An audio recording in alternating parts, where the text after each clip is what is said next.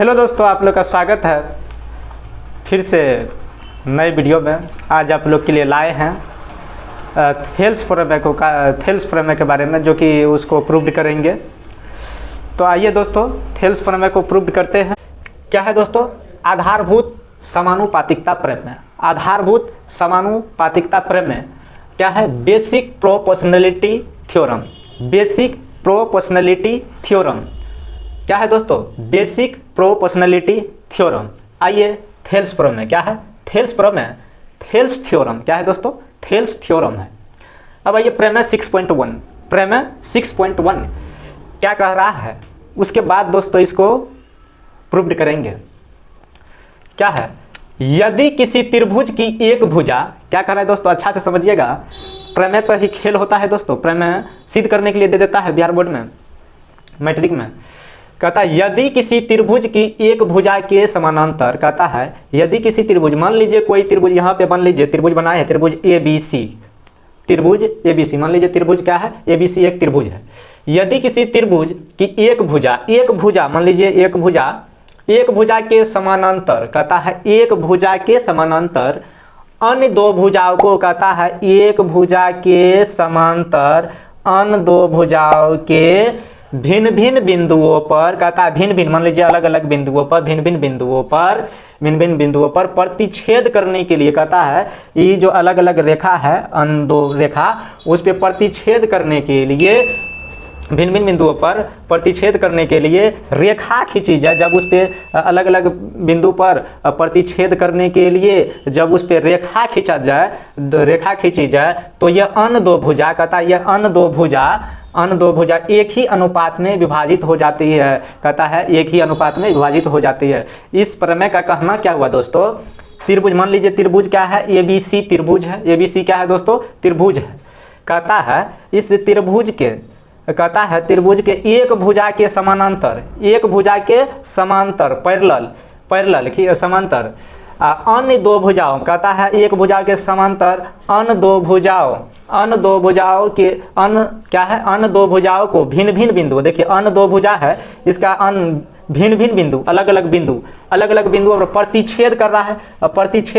प्रतिच्छेद करने के लिए जब रेखा खींचा जाए, कहता है वो दोनों अन्य दो भुजाओं को प्रतिच्छेद करने के लिए जब उस पर रेखा खींचा जाए, तो यह अन्य दो भुजाएं है, यह अन्य दो भुजा, कहता है वह एक ही अनुपात में विभाजित होता है। कहता है यह एक ही अनुपात में यह विभाजित हो जाता है जब वो रेखा को खींचते हैं। तो यही कह रहा है दोस्तों। तो ये कैसे अनुपात विभाजित हो जाता है, तो इसको अभी प्रूव्ड करेंगे दोस्तों। ये प्रमेय को कैसे यह विभाजित हो जाता है, एक ही अनुपात में विभाजित हो जाता है। तो आइए दोस्तों, इसको काफ़ी विस्तार से इसको देखेंगे। तो आइए, क्या है? गिवन दिया हुआ है। मान लेते हैं कि यह त्रिभुज ABC क्या है? एक त्रिभुज है। ABC क्या है दोस्तों? एक ट्रायंगल है, त्रिभुज है जिसमें DE समांतर BC, DE पैरेलल क्या है? BC है। DE पैरेलल क्या है दोस्तों? BC है। DE समांतर BC तथा DE भुजा जो है AB को देखिए दोस्तों, अभी फिगर में ही देखिए, जो फिगर में है वही वहाँ पे भाषा में लिखे।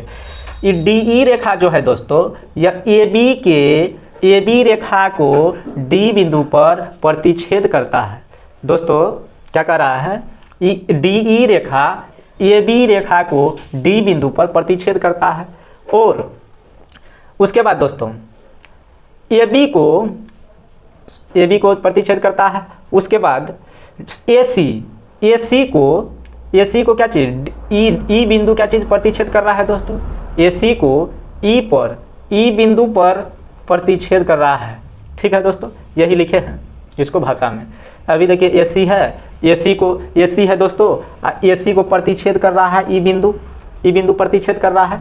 अभी AB को DE रेखा D बिंदु पर प्रतिच्छेद कर रहा है, और AC रेखा को DE रेखा E बिंदु पर प्रतिच्छेद कर रहा है।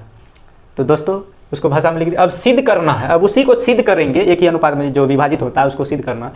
कहता सिद्ध करना है AD/DB। क्या सिद्ध करना है? AD/DB, ये अनुपातिक मान के सिद्ध करना है। AD/DB। उसके बाद बराबर क्या दिया गया दोस्तों? AE/EC। AE क्या चीज़ सिद्ध करना है? EC। तो दोस्तों आइए अब इसको सिद्ध करेंगे। तो ये दोस्तों अब इसको क्या चीज़ करना है, सिद्ध करना है। क्या करना है दोस्तों, सिद्ध करना है। अब रचना में देखिए दोस्तों, अभी रचना में क्या लिखे हैं, ई एन। अभी ई एन क्या किए दोस्तों, ई एन यहाँ से लंब खींच लिए। क्या कर लिए दोस्तों, ई एन क्या किए, लंब खींच लिए। ए बी पर क्या चीज़ किए, लंब खींच लिए। ई एन ए बी पर लंब खींच लिए। उसके बाद दोस्तों, उसके बाद डी एम, डी एम क्या चीज़, ए सी पर लंब खींच लिए। ए सी पर क्या चीज़, डी एम लंब खींच लिए। वही लिखे हैं बस भाषा में दोस्तों, क्या लिखे हैं, ई एन लंब। ऐसा रहता, उल्टा टी रहेगा दोस्तों, उल्टा टी तो वह लंब होता है, परपेंडिकुलर का चिन्ह होता है, सिंबल होता है दोस्तों। ई एन लंब ए बी, ई एन लंब अभी खींचे हैं दोस्तों। ई एन लंब किस पे खींचे हैं, देखिए ई एन लंब ए बी पर खींचे। ए बी पर दोस्तों ई एन लंब है, ए बी पर क्या है, ई एन लंब है दोस्तों, लंब है। उसके बाद डी एम लंब ए सी पर खींचे हैं। देखिए दोस्तों डी एम लंब किस पे खींचे हैं दोस्तों, ए सी पर खींचे हैं। किस पे खींचे हैं दोस्तों, ए सी पर खींचे हैं। और देखिए दोस्तों बी ई और सी डी, बी ई, अब देखिए दोस्तों और क्या किए, बी ई और सी डी को क्या चीज़ किए, मिला दिए। बी ई और सी डी को क्या किए दोस्तों, मिला दिए, लिख दिए, मिला दिए। अब आइए दोस्तों, अब मिलाने के बाद अब देखिए, पहले सोचिए कि सी तो हमको क्या करना है, ए डी बटा डी बी, ए डी बटा डी बी। तो पहले इधर से चलेंगे ए डी। अब त्रिभुज किससे चलेंगे, पहले ए डी ई से। क्या से चलेंगे दोस्तों, त्रिभुज ए डी ई से। त्रिभुज ए डी ई से चलेंगे तो त्रिभुज ए डी ई का क्षेत्रफल बराबर दोस्तों, कोई त्रिभुज का क्षेत्रफल बराबर 1/2 गुना आधार गुना ऊंचाई होता है। 1/2 गुना आधार गुना ऊंचाई। तो दोस्तों जब त्रिभुज ए डी ई से चलेंगे तो ए डी से चलेंगे, इसको क्या चीज़ मानेंगे, आधार, या इसको क्या मानेंगे दोस्तों, आधार मानेंगे। क्या है, तो ए डी हमारा यहाँ प्रूव भी करना है, तो ए डी का क्या मानेंगे, वहाँ पे इस तरह से चलेंगे दोस्तों, आधार मानेंगे तो ऊंचाई का काम करेगा आपको। ई एन क्या चीज़, ऊंचाई का तब काम करेंगे। जब इसको दोस्तों आधार मानेंगे तो ये ऊंचाई का काम करेगा, ये त्रिभुज के लिए, ए डी ई के लिए, ए डी ई के लिए ऊंचाई का काम करेगा। तो दोस्तों वही त्रिभुज तब ए डी ई का क्षेत्रफल बराबर 1/2 गुना आधार, आधार क्या हो जाएगा, ए डी गुना ऊंचाई, ऊंचाई क्या हो जाएगा दोस्तों, अभी बताए ई एन, ऊंचाई क्या हो जाएगा, ई एन। समीकरण क्या मान लिए दोस्तों, इक्वेशन फर्स्ट मान लिए, ठीक है। उसके बाद दोस्तों फिर त्रिभुज बी डी ई का क्षेत्रफल। अब दोस्तों बी डी ई, अब देखिए यहाँ पुराना कितना है, डी बी, डी बी पुराना है, तो अब दिमाग लगाइए, यहाँ डी बी, यहाँ डी बी, यहाँ डी बी को आधार मानेंगे। फिर क्या मानेंगे दोस्तों, डी बी को आधार मानेंगे। तब त्रिभुज चलेंगे डी बी ई से, या बी ई डी से, या बी ई डी से त्रिभुज से चलेंगे बी डी ई से। त्रिभुज किससे चलेंगे दोस्तों, बी डी ई से चलेंगे, बी डी ई से। त्रिभुज पहले चले दोस्तों, त्रिभुज ए डी ई से चले, ए डी ई से। अब किससे चलना है दोस्तों, त्रिभुज बी डी ई से चलेंगे, बी डी ई से चलेंगे दोस्तों, बी डी ई से।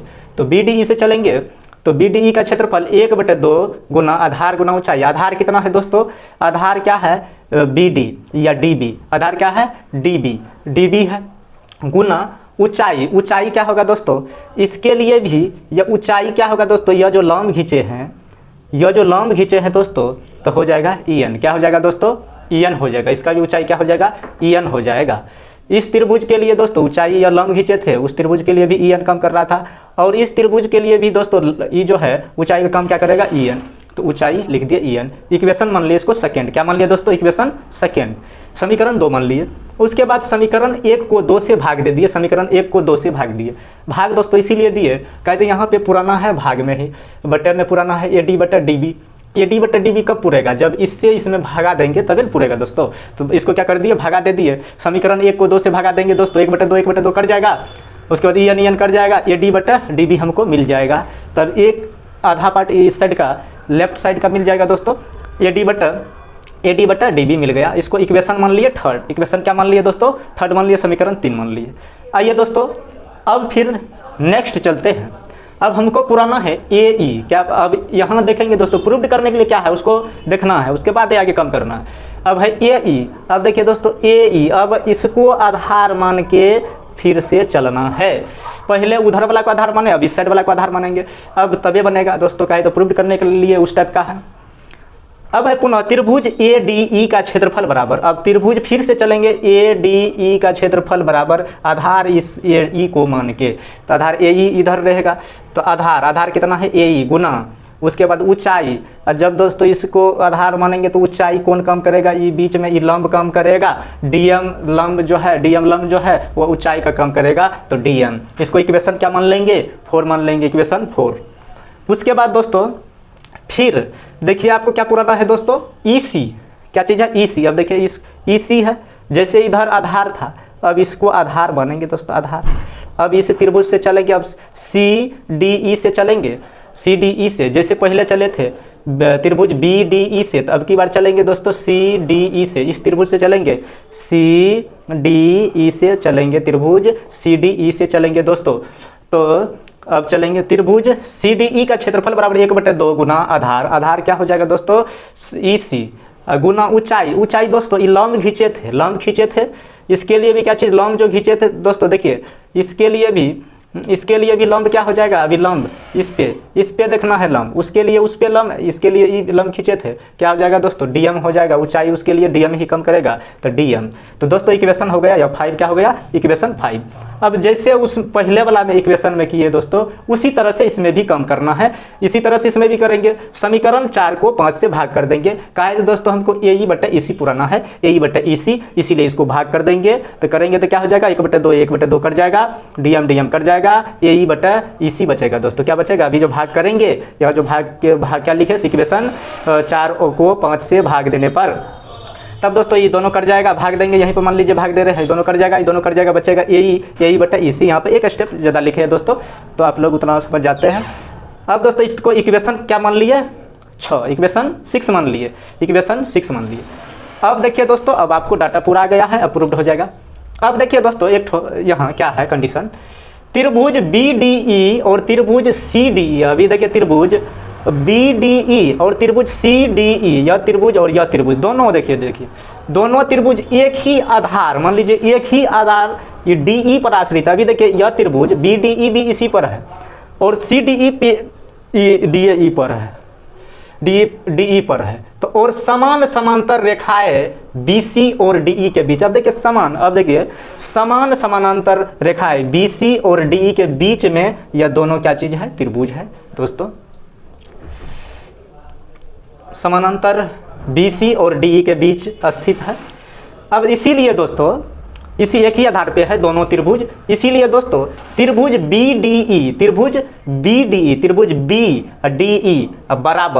बराबर त्रिभुज BDE का क्षेत्रफल बराबर त्रिभुज CDE का क्षेत्रफल। या इसीलिए दोस्तों त्रिभुज BDE का क्षेत्रफल जितना होगा दोस्तों, जितना BDE का क्षेत्रफल होगा उतना ही CDE का क्षेत्रफल होगा। कहे तो दोस्तों एक ही आधार पर, कहे दोनों रेखा समांतर है और आपस में ये दोनों को मिला दिए, तो यह क्या चीज़ दोस्तों एक ही आधार पर है, जितना BDE का क्षेत्रफल होगा उतना ही इस साइड वाला होगा। तो दोस्तों आइए, त्रिभुज BDE का क्षेत्रफल बराबर त्रिभुज CDE का क्षेत्रफल। अतः इक्वेशन 3 और 6 से हम पाते हैं, अब देखिए 3 और 6 से हम पाते हैं ये दोनों बराबर है, तो इसीलिए इक्वेशन 3 और 5 से अभी देखिए मान जो वैल्यू पता है, अब BDE का क्षेत्रफल बराबर CDE का क्षेत्रफल। अब देखिए दोस्तों बराबर है, तो अब इक्वेशन अतः समीकरण 3 और 6 से हम पाते हैं त्रिभुज AD बटा DB बराबर त्रिभुज क्या चीज़ AE अभी यहाँ पे दोस्तों यहाँ पे त्रिभुज था, यहाँ त्रिभुज BDE क्या चीज़ है दोस्तों, त्रिभुज BDE बराबर त्रिभुज BDE का क्षेत्रफल बराबर त्रिभुज CDE का क्षेत्रफल होगा। कहे तो दोस्तों अभी एक ही आधार क्या चीज़ DE पर दोनों त्रिभुज बन रहा है, तो अतः इक्वेशन 3 और अब चलेंगे 3 और 6 से चलेंगे, 3 और 6 से चलेंगे तो मान उतना आ जाएगा। 3 और 6 से हम पाते हैं AD बटा DB बराबर AE बटा EC। दोस्तों आपको यह प्रमेय पूरा सिद्ध हो गया, प्रमेय सिद्ध कर दिया। दोस्तों आप लोग को वीडियो अच्छा लगा हो तो वीडियो को लाइक कमेंट और शेयर जरूर कीजिए, और जिस भाइयों एवं दोस्तों को इस तरह का वीडियो की ज़रूरत है दोस्तों उसके पास शेयर कीजिए, और चैनल पे नए आए हैं तो चैनल को सब्सक्राइब कर लीजिए। जय हिंद दोस्तों।